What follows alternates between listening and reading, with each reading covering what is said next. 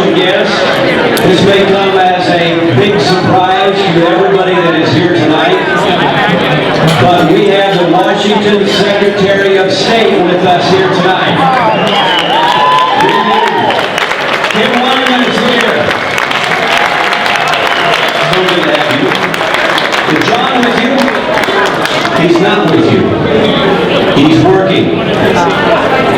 He's earning the money so you can be here tonight. I understand that. Y'all get along okay? Do you?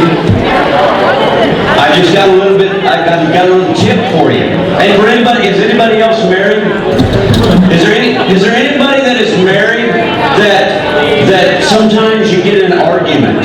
Is there anybody? Come on, be honest. Have you ever gotten in an argument with your spouse? Okay, I gotta get this off my chest. That was a good break. I just gotta get this off my chest. Roger, are you done being a social butterfly? Would you please sit down so you start?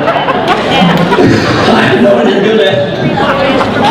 Oh, I'm just kidding. Roger is my oldest friend, next to Ken Mcrae. Roger is the first guy I met when I came here to follow the incomparable Phil Gardenhire.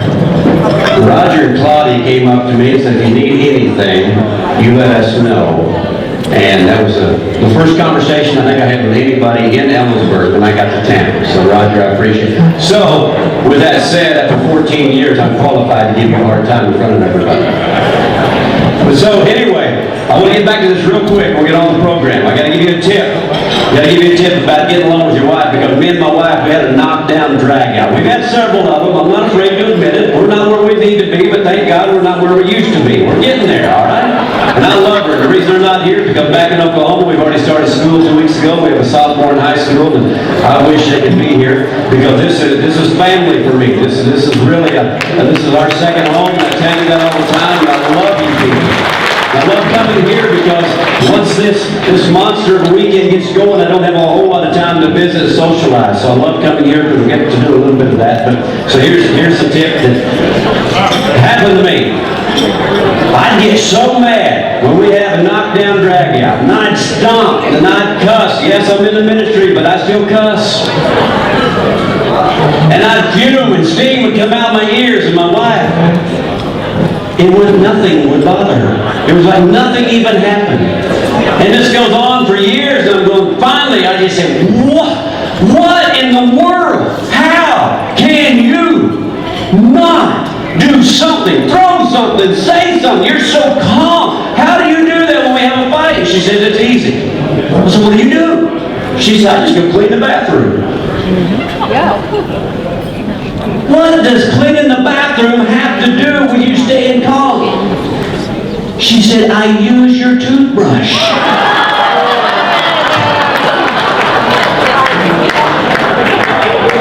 Oh my gosh. So man, here's your tip. Clean your own bathroom.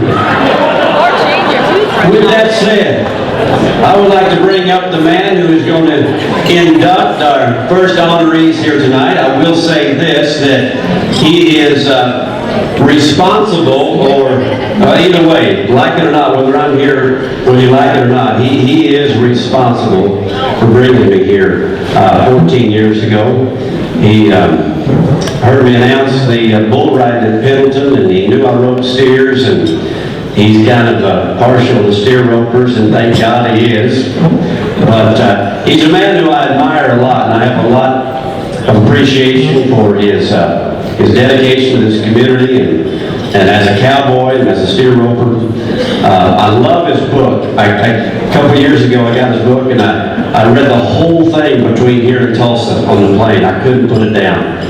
And I love some of the quotes he had in there, one of which is, he was talking about things that went on in the 50s, and he said, somehow, for some reason back then, we didn't have near as many laws that protected ourselves from ourselves. We believe a lot more in personal responsibility. And then the most famous quote in the book is the question that Ken Mcrae so perfectly penned.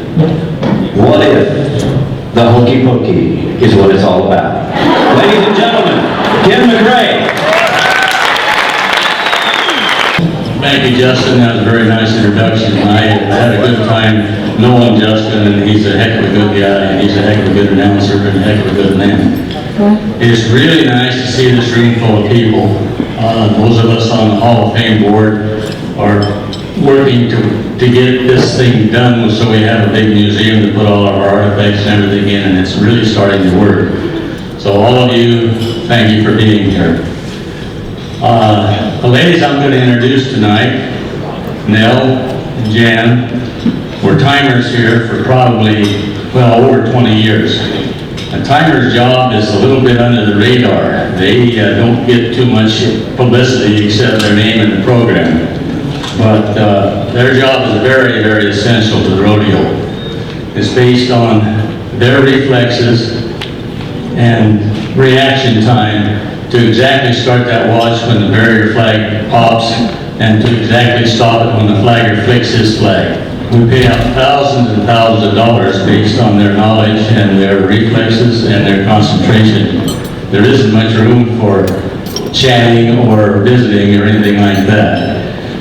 Those ladies worked sometimes in the days when they were working mostly. We started the slack at 7 o'clock in the morning, so that meant they had to get up at 5, be there when they drew stock at 6, and then it was a long, long day, so we worked them hard. But I'm introducing these ladies as a pair because that's the way they've worked all the way through this situation, all these 20 years that they've been with us.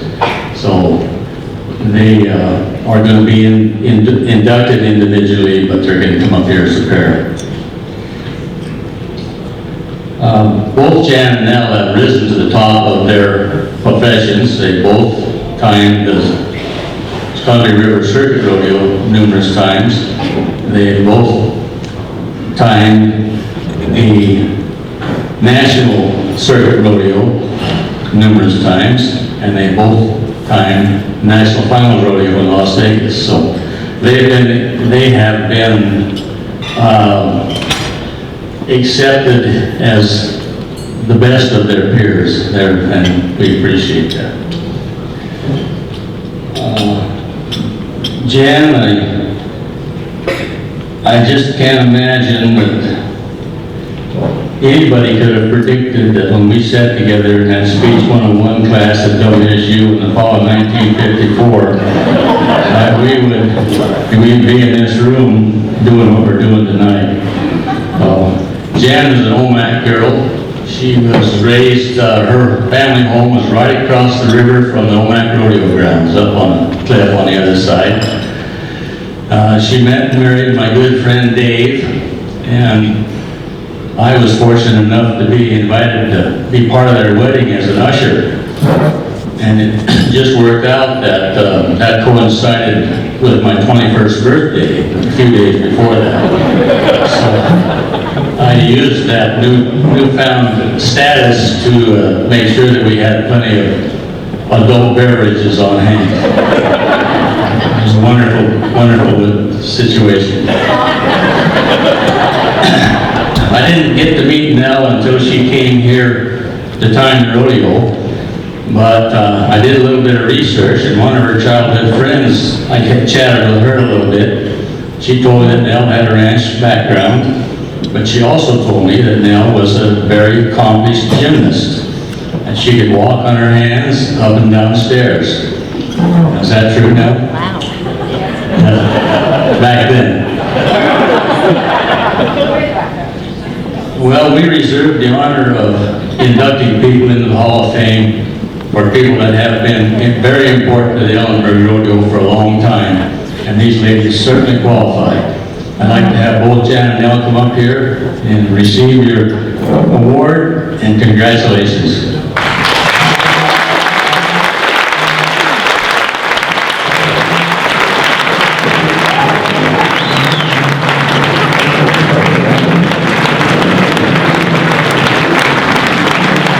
Well, little did I think 29 years ago when I first started timing the Ellensburg Rodeo that this would ever happen. And I feel very honored. I thank you. I see so many great friends and people in the audience that I've had the privilege of working with. and some that have put me up on their couches too, and I really appreciate it. Thank you so much.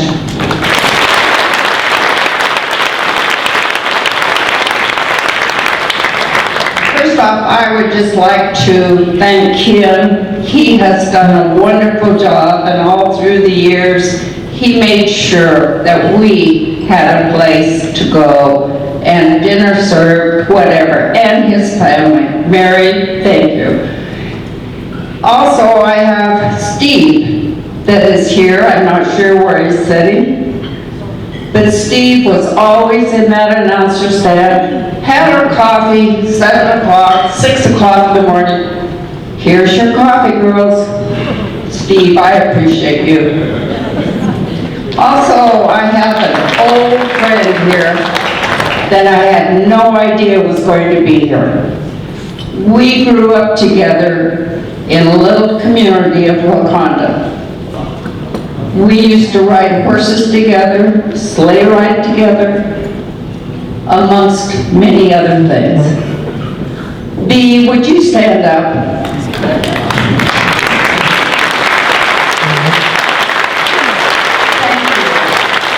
Thank you, Ellensburg. This is a great honor. Thank you very much.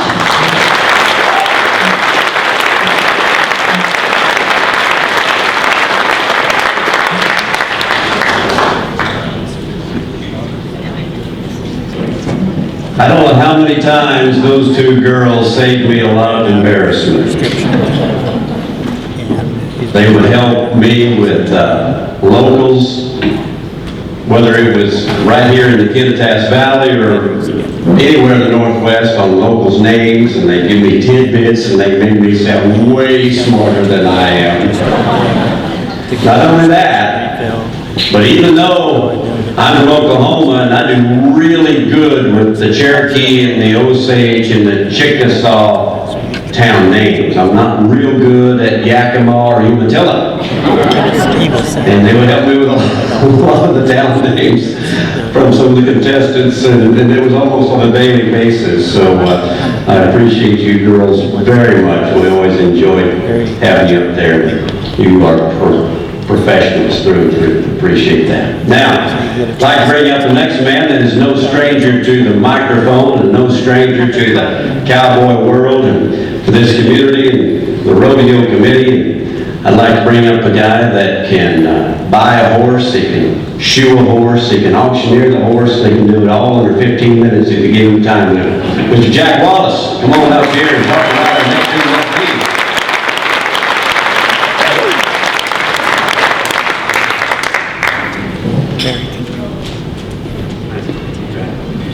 I'm not sure about all those things he said. There's one thing I can do is shoe a horse, but the other stuff, I don't know. I can't let him get one up on me on Mcrae's book either. It is a fantastic book. My favorite saying in that book is right at the start. The preface says, "The names have not been changed to protect the innocent." I want to introduce John W. Jones Jr. Even though his father was a former Rookie of the Year and a world champion, John Jr. initially wasn't interested in rodeo at all. He liked to do things that all little kids like to do. Hunt, fish, play baseball, football.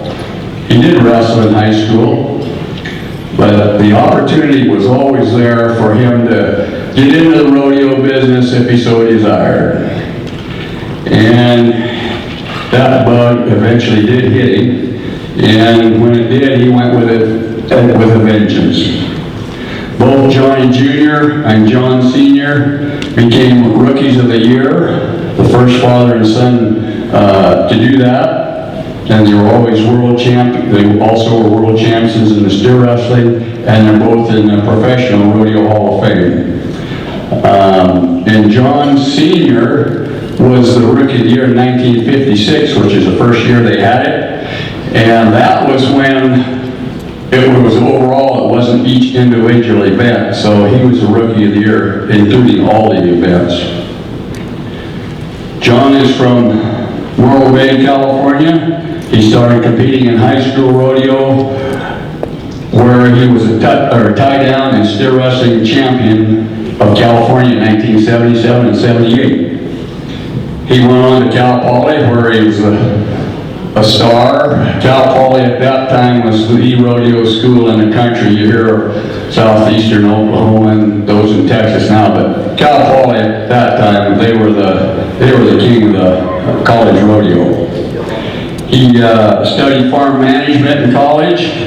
In 1979, he won the National Intercollegiate Rodeo Association West Coast Steer Wrestling title, and competed at the NIRA finals 3 times. He turned pro in 1980, and he decided that he wanted to make a living at it, and the reason being, they had a dairy farm. And if he didn't do good on the rodeo trail, he's going to have to come back and milk those cows. So he ended up not having to milk so many cows. John, when you see him come up here, his heaviest weight was probably about 185 pounds. And he won the world championship in steer wrestling 3 times. You've heard of Luke Branchino and those guys. They're humongous, outweighing by 50, 60 pounds. But he did it on technique. And I'd heard people say about his dad, he dog would steer out of the chute. They draw a line out there in the front. And when he got done throwing that steer, he could just stick his nose or his chin right on that line. So I talked to him about that a little earlier, and he said that they had all kinds of little games that students and young guys would do coming out there. And I'll tell you a little bit more about that here in a little bit. His technique, it's been said that he is probably one of the most technical, correct steer wrestlers of all time. And that is proven by the fact that he has won Salinas 4 times. That is a 30-foot score, and a guy like him running those steers, that fast, and be able to win that thing 4 times is quite a tribute. Also, that's probably closest thing he's got to his hometown rodeo, and that's really hard to do, is win your hometown rodeo. Another place that he won twice was Pendleton. And on that grass coming off that hill, you got to be able to do things correct, and that's what John Jr. did. He bought his permit in 1980, and he was a PRC Rookie of the Year in 1981, which was 25 years after his dad won it. He went on to qualify for the National Finals Rodeo 10 times. He won 3 world titles, 1984, 87, and 88 in the steer wrestling. And at the NFR, he won the average in 1988. He also qualified in the tie-down roping twice. They were, very family-oriented. Like I said, he was just a little kid growing up, and his dad didn't push him or anything, but he's still family-oriented. And his wife and his 2 daughters are involved in riding horses. And one of their daughters is married to a Bear Pasco, who has a Super Bowl ring with the New York Giants football team. In Ellensburg, which is why we're honoring tonight, he was the all-around champion here in 1983. He won the steer wrestling in 84 and 87. He was inducted into the Pro Rodeo Hall of Fame in 1996, and he's also in the California Salinas Rodeo Hall of Fame. Tonight, we're going to introduce him. We're inducting him into the Ellensburg Rodeo Hall of Fame. Would you please welcome John W. Jones, Jr.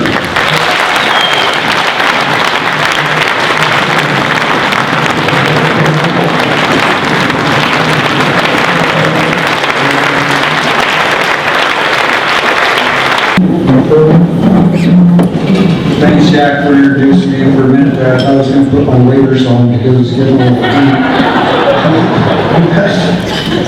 I really like looking at these old pictures because I had hair back then. I look at it every once in a while. But anyway, we were sitting at the restaurant this morning. My wife asked me, she goes, "Are you excited?" I'm thinking, no, I'm not excited. I'm scared to death because I got to give a speech out here tonight. But, you know, actually, really what I am is I'm humbled because, you know, I love the Northwest. We used to look forward to coming out here every year after the 4th of July. I just couldn't wait to get here. I always hang with the Smith family, Dave and Teresa, Brenton, Linda Palmer down the wall, and we hang up here. And every year I look forward to it. The people up in this country are just great. And I just had so much fun up here. And I'm really humbled to be honored here because Ellensburg was like one of my favorite rodeos that I came to. It's just to be able to have that kind of luck at one of your favorite rodeos is just lucky, I guess. So anyway, first of all, I'd just like to say I'd like to thank my family and my friends that came here tonight to the induction. It means a lot to me to be able to share it with you and you to share it with me. When Jack called me and told me I was inducted in here, it makes you sit back and think about, you know, who helped you get to this point and stuff. And there's a lot of people that helped me throughout the years. And granted, I had to nod my head myself, but the people that brought me up to that point were very important to me. And I'd probably have to start with my dad, you know, all through the years. And you know, we always used to say he was the best, and I still say that. There was a time where I did I promise you I won't talk as long as Jack, but there was a time that I did an art like I was in high school, and I made a quote that said that I have the luxury of working with the best, my dad, and he gave me so much crap about that. He said, "You brown noser, I can't believe you said that." And I said, well, I actually believe that because, you know, maybe I'm a little biased, but my dad and blah, blah, blah. So there was a time when I rodeoed, when I was actually in my rookie year, Dad, and we were in some little rodeo in Missouri, and I hadn't been winning very much, and you know, to kind of back up just a little bit, I was kind of a weird bulldogger because I rode with the reins in supposedly the wrong hands. I thought I was in the right hand, but anyway, I did grab the saddle horn when I got off. So we're in this little rodeo in Missouri, and I had this steer that stopped really hard, and I'm thinking, I can't get off quick enough to catch this steer, so I think I'm going to switch hands when I come out of the box, so I hold the saddle horn and try to catch him. And I thought, no, I can't do that. So I went my own way, and I tried to switch my hands as I came out of the chute, and that steer stopped, and I missed the saddle horn, I hit him right in the butt, like that, and I shot right underneath the horse. And when I stood up, I had a big guacamole ring right here on my shirt, and everybody made sure I was okay because the bulldoggers are pretty tight-knit bunch. And so I kind of drove my lip and got to the phone, and I called my dad, and I told him what was going on, and I was wanting that guru moment from him. And he just kind of was quiet on the phone, and I said, well, what do you think I should do? And he says, well, I'd go to the bar. So I took his advice, but I think that's one of the points that helped me a lot when I was rodeoing. At that point, I gave myself the 5-minute rule where I could be as mad as I wanted to be for 5 minutes just internally, then it was over. You know, and then I moved on, learned from my mistakes, and tried to go on. He helped me in that respect. There was other guys that really helped me, from Jack Roddy to Jimmy Rodriguez's, were both world champions, and I was privileged to be able to work with those guys, and I'll never forget it, and there's no way I can really thank them except by expressing it, you know, in an atmosphere like this. And also one of the benefits that I had that helped me along the ways was being able to travel with my best friend, my wife, that did all kinds of driving for me, never complained. Well, a few times she did, but most of the time, no matter what, it was all night long with the kids and flat tires, and she said, you got to go here, we're going there, we'll meet you here. And she never complained and always went. And so that, I thank you very much, Sheriff. And so anyway, like I said, I'm really humbled and honored for this recognition, and it's just awesome. And we had a plan I am taking longer than you, Jack. But we had a plan to come up here and stay all week, drive a car up here, but a good friend of mine passed away, and we went to Nebraska on Tuesday to his services and left there Wednesday. And it just reminded me, especially when we were there, how important the rodeo family is, you know, and that was the best part about it for me is all the people that I met all across the country and how many friends that I made. It was just, and I still have today, we still make contact with them, and that was the best part of me. You know, I would trade my friends for all the championships in the world because they're there forever, and those other things are just materials. And that was the best part for me. And again, thanks to the Ellensburg Hall of Fame for this honor, and thank you very much.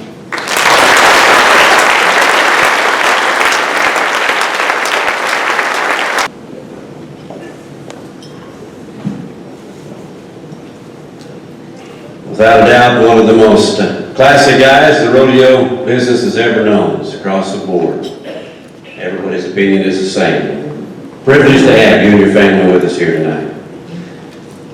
Well, we're going to bring up our next man, and something I've had a lot of fun with over the years is, as I mentioned, we lived in Oklahoma, and that's kind of close to Dallas, and it is Dallas Cowboys territory. Sorry, but it is. At least we know when to run, we're supposed to run, but anyway.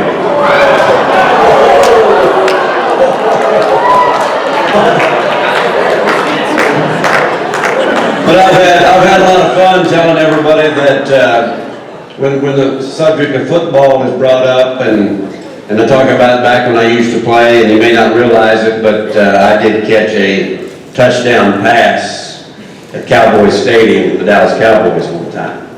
And it was a brief career. It was a brief, didn't go on very long, but Mac Bledsoe did invite me to come to a Cowboys football game one time, and I took him up on it. And of course, as all of you know, his son was a quarterback, and when the game was all over, he took the family down and let the kids play on the field, and I actually did catch a touchdown pass from him when everybody was gone in the end zone.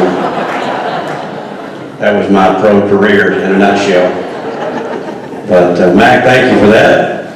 And we're going to have you come up and induct our next inductee.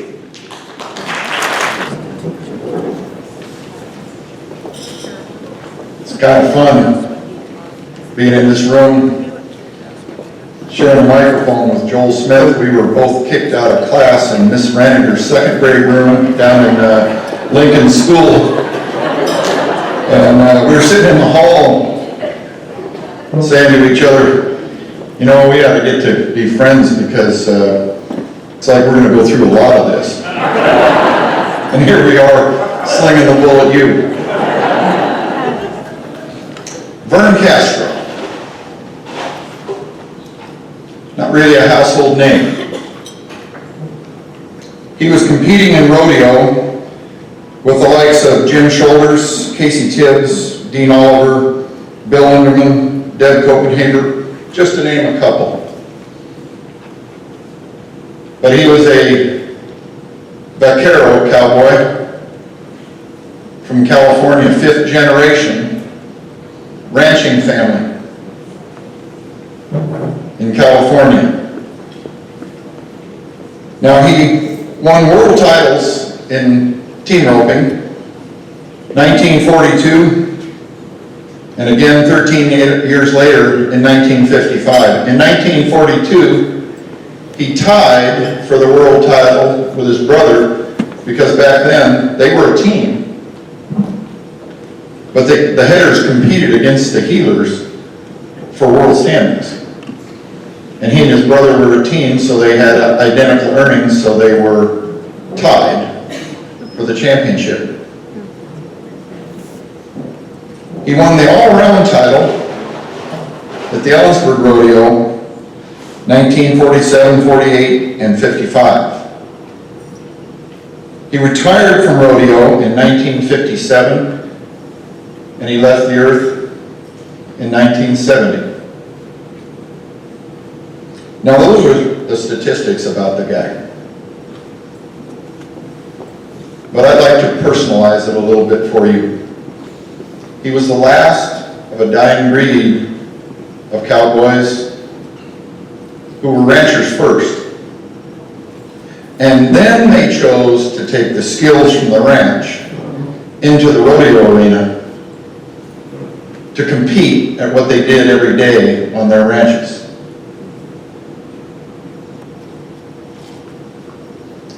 His last year, competing in the Ellensburg Rodeo, was 1957. And not trying to do anything immoral here, but this buckle is in the wild cow milking 1957 Ellensburg Rodeo. There were two of these buckles. My brother has the one our dad won, and I've got the one Buck Miner won.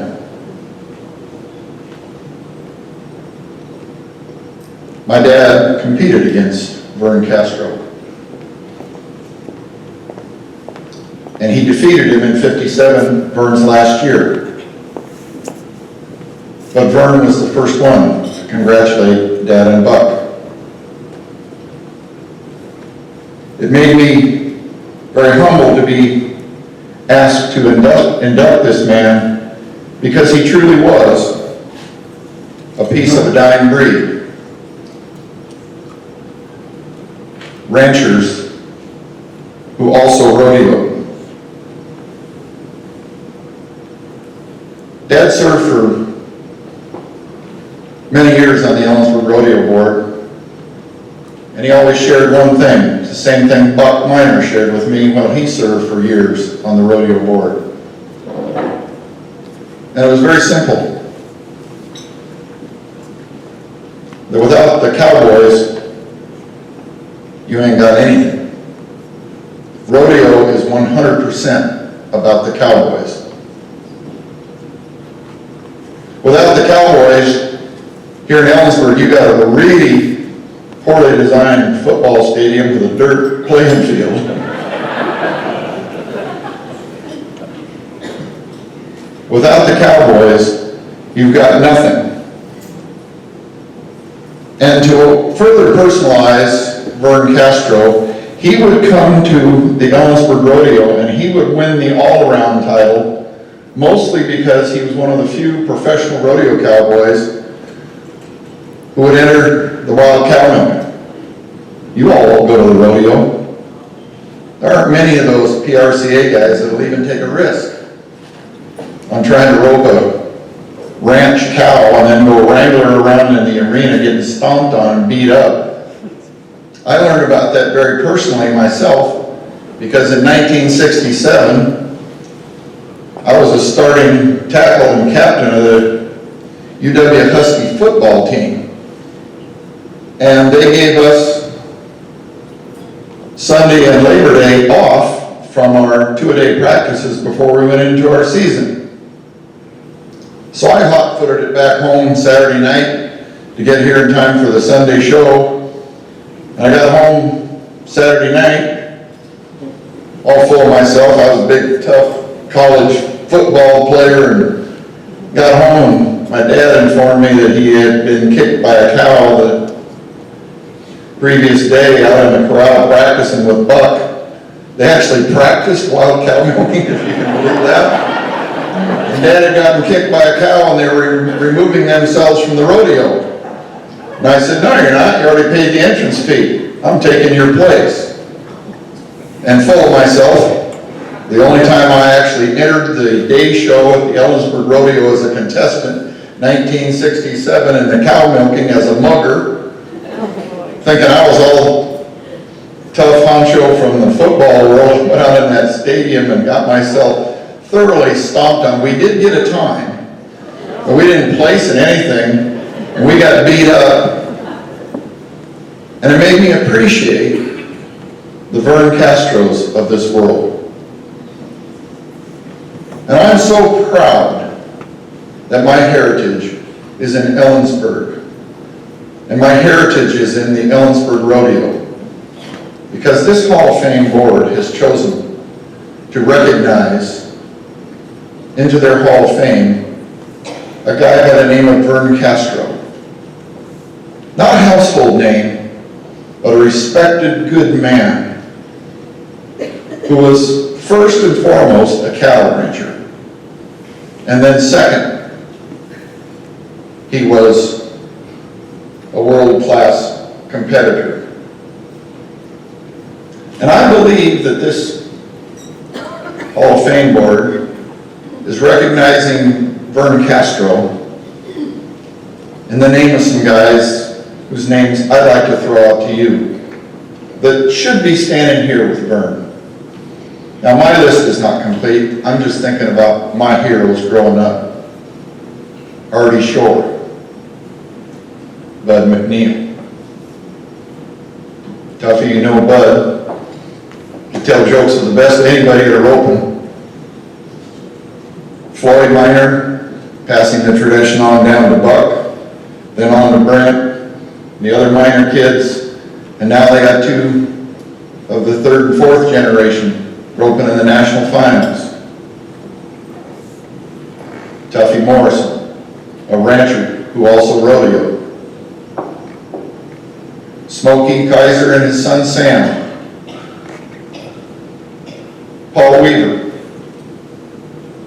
That year I entered the rodeo in 1967. Just talking with Paul in my front yard last week, we figured out that we were rodeoing against each other in the same rodeo. Didn't even know each other at the time. But this Vern Castro is being inducted into the Hall of Fame in the name of all the people in the cattle industry who also plied their trade occasionally in rodeo, but they weren't professional rodeo people, they were professional cattle ranchers. Now Vern's not here, he died in 1970. But I think it would be fitting if we all stood and gave him a round of standing applause, and including with him the Tuffy Morrisons and Buck Miners and the Floyd Miners and all those great ranching cowboys. Vern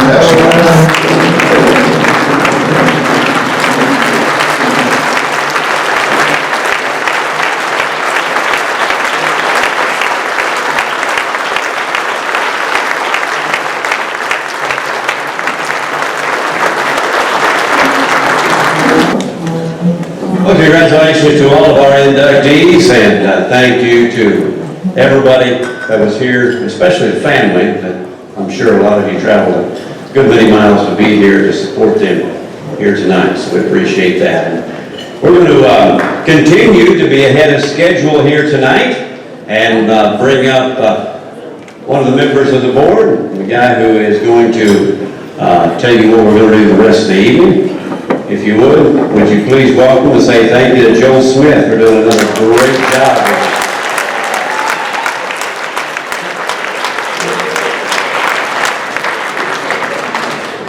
Well, I'd really like to thank the inductees for participation in our event here in Ellensburg that's carried on since 1923. We were really fortunate to have you folks with us tonight, and we hope this has been a very special night for you, because it has been for us.